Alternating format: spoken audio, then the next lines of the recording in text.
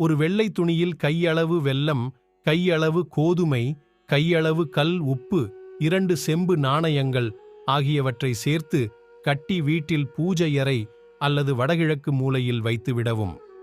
கட்டி தொங்கவிட அவசியமில்லை, மாதம் ஒரு முறை மாற்றிவிடலாம். இது குடும்ப அமைதிக்கு சிறந்த பரிகார முறையாகும். கணவன் மனைவி சண்டை எனில் மேற்கூறியதில் செம்பு நாணயத்திற்கு பதில் வெள்ளி நாணயம் வைத்துவிடவும்.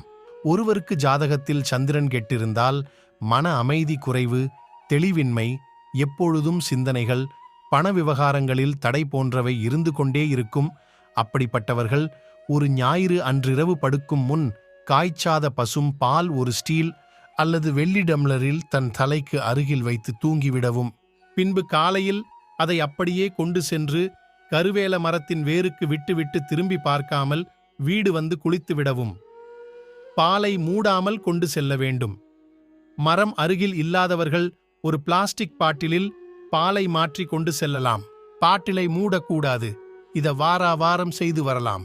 தொடர்ந்து 11 வாரங்கள் செய்ய பலன் கிடைக்கும்.